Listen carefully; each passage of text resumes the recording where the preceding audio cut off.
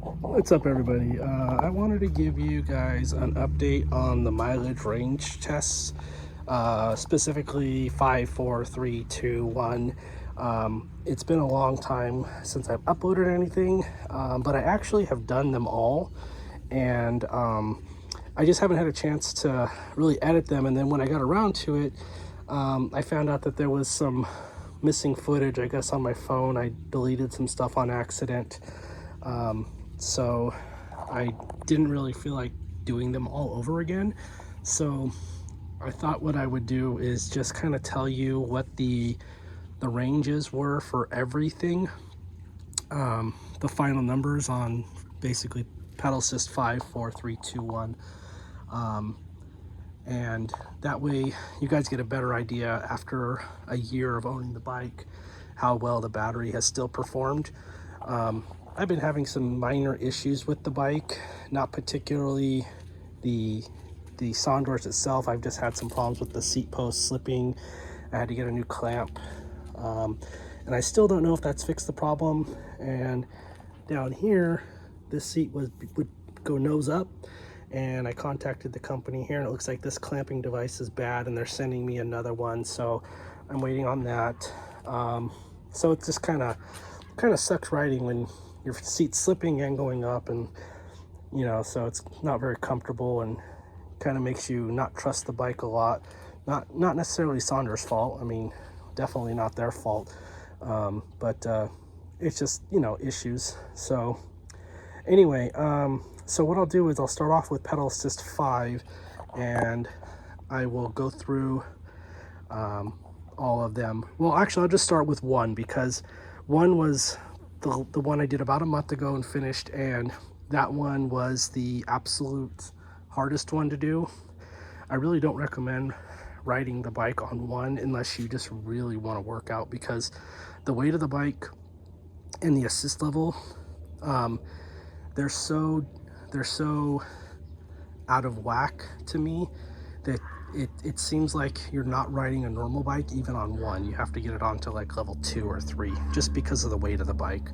So, but with that one, I was able to go 90 miles, 90.3 miles.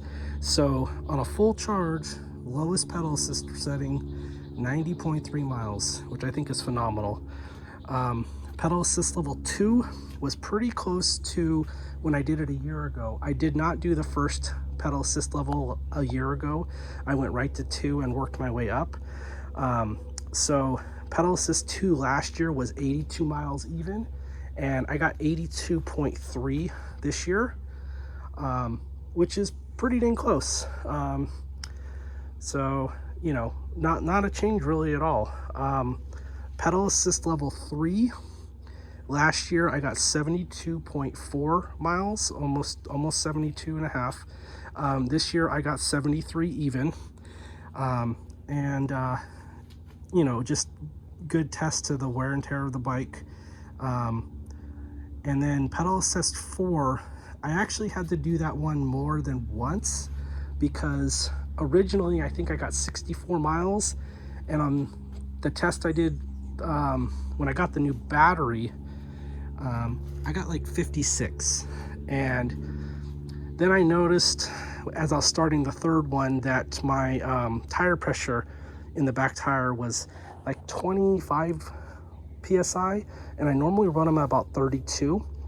And the bike was dragging, so at least to me it was. So I didn't figure that out until close to the end of that test, and I just finished it with putting some air in it, and I got about 56 miles out of it. I redid that test and put 32 psi in there, and it went up to, I think, 63, like 63.4. I'm just going off of notes here. So that's just a big difference in tire pressure. And then the 5th one, I have it here as 54 miles. And when I did redid the test here, I got 53.2. But again, that might have been tire pressure. So you know, just going from that, I could have had tire pressure issue and just not noticed it. So I didn't redo that one. And I honestly, right now, I kind of just want to ride the bike on the pedal assist level I enjoy, because I feel like I did a lot of these tests just to do them. And I wasn't really enjoying some of the rides because they were harder or they were easier. And you know, I didn't, you know, those 4 or 5 months I did these tests, I just didn't get a whole lot of the bike as far as what I wanted out of it. So I'm gonna stop the tests from now on, and maybe I'll do them in a year again. But I enjoy riding the bike on level 6. So I'm probably gonna keep it at 6. Gets me about, you know, 50-55 miles. And I don't necessarily use the throttle too often, and on those tests I didn't use the throttle at all, but I do like using it when I cross into like traffic and I just want to get, you know, I'm on a green light, there's cars turning right and I need to go straight, you know, it's legally my right of way, but I just want to get across quickly, and that's what I like to use the throttle for, just to get out of the way of traffic. Once I'm on the bike trails and stuff like that, I don't really like using them. You know, the pedal assist setting is high enough. So I do really recommend that if you get a chance and you're using one of these mid-drive bikes from Sondors, that you get a different cassette installed. This is still a 7-speed cassette, but the top ring is actually a 32 tooth. It might be a 34, but it's not a 28. And so that really helps with hill climbing. And it actually helps the rear wheel, the bearings in it, which are basically the hub, the wear and tear on it. The more RPMs you can get out of this, the easier it is on the bearings. I had to replace this rear wheel with a custom made one a while ago. I think I've told you all about this, but I went through 3 of these hubs in about 1,000 miles from Sondors before I just decided I'm not going to use their rear hub. The bearings kept basically, the cartridge bearings kept destroying themselves, and they weren't up to stuff. So I had a new wheel built, a DT Swiss hub. I just bought this rim off of eBay. It's a 36 hole or spoke tube. Brought this in, brought the hub in, brought my old wheel in, and a bike shop redid all the spokes with new DT Swiss spokes. And he took off all the disc brake and everything, and he did something called dishing the wheel and got it working for me. I had to get, this is a through axle hub, and I had to get a custom bolt made so that the old hub used to be a bolt-on, and the hub is like a bolt through. So normally that's like a quick release, and this particular model of the Sondors doesn't have that little functionality. You have to bolt it on. So I had to get a custom axle made, and that axle just basically in the middle it's not threaded at all, and then on the outside edges it's threaded down to fit the bolts. And so that's been going really well. I've probably had 500-600 miles on it. Been working out really well for me, and I just had it recently at a shop to have them look at it again. They said, you know, after a couple 100 miles riding it, bring it in just so we can check it out, and they said it still looks very good. So hopefully that's the last wheel I have to replace for a long time.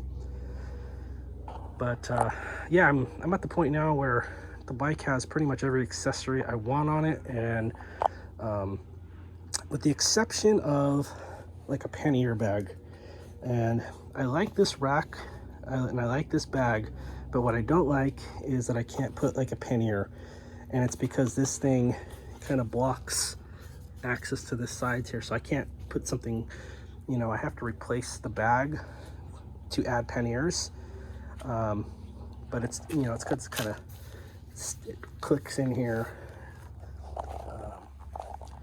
So I might replace the bag, but not anytime soon. But I would like the ability to have a pannier bag. I was trying to think of a pannier bag that would just snap on right here, but I can't find one that fits this thick tubing.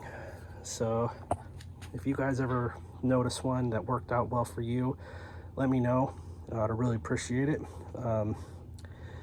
All the bags I've tried, they don't fit this tubing. It's too thick. So anyway, that's gonna wrap it up. Got some night riding starting now that it's December. I live in a area that observes daylight saving time, so the sun goes down about 4:30 every day. So by the time I'm home from work, the sun's already gone down. It's gonna be like this for another 3 months. So I put my light back on. My helmet has a light in the back, and then of course the Sondors has their own lights, but I just wanted extra lights, so the more visibility the better.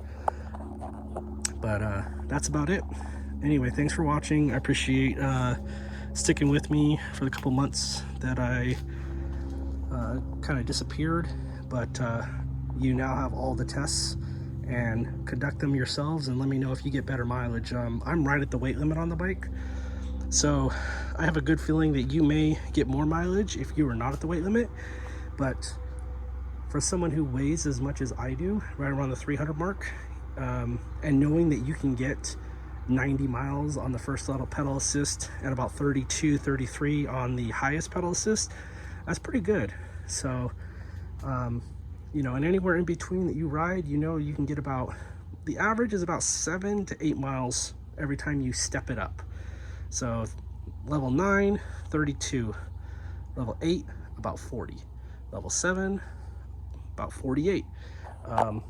You know, I would not get it that close until you've done your own test, but that's a good rule of thumb there. So you get all the way up to 9 and you get about 90. So real good estimation. Anyway, thanks for watching. Appreciate it. Y'all have a good day. Bye.